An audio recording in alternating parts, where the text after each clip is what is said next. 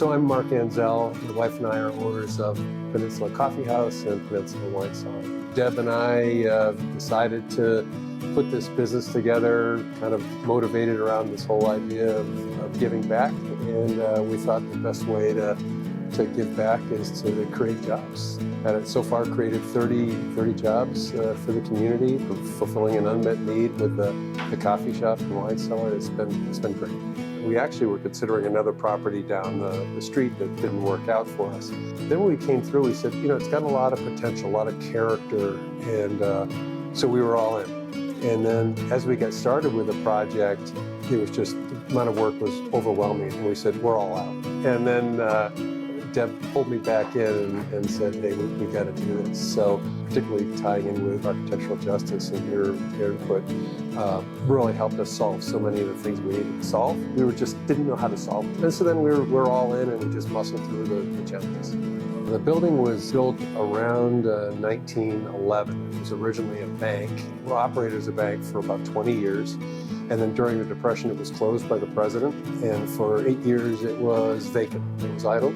There was a woman in the community. She ended up buying the building as a liquidation and then made good on all the banking debts that existed in the building. And then from then, it's probably been through 30 different merchants, from frame shops to construction offices to a glass company and so forth.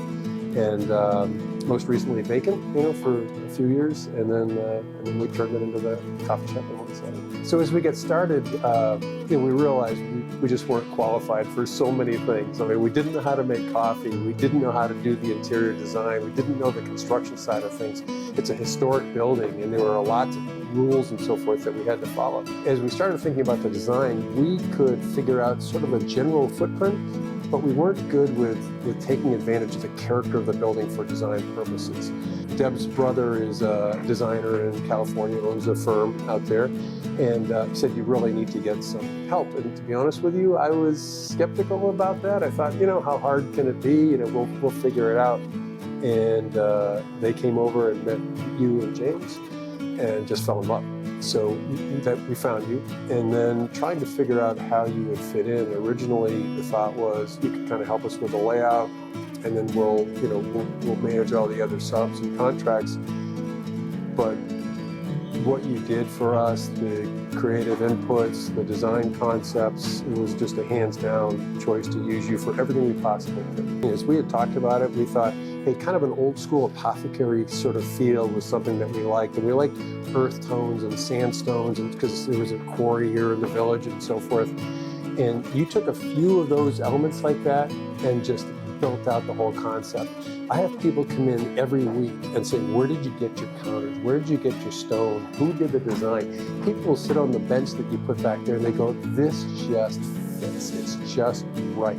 Same thing for all the cabinets upstairs. They go, oh my gosh, this just looks like it's right out of the 50s, that sort of thing. And it's been a great fit, been a great part. And just talk about the renderings.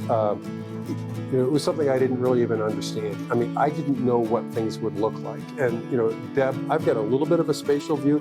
Deb has none.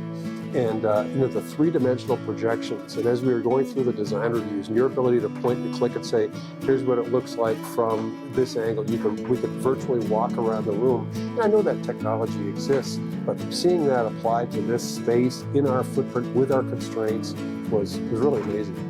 Just the creative input in terms of the use of the space was really great. And meeting with you and saying, can we make these shifts, and being able to do those changes on the fly gave us a chance to interactively try some things out, which would have cost us money to build and tear out and so on. So that was terrific.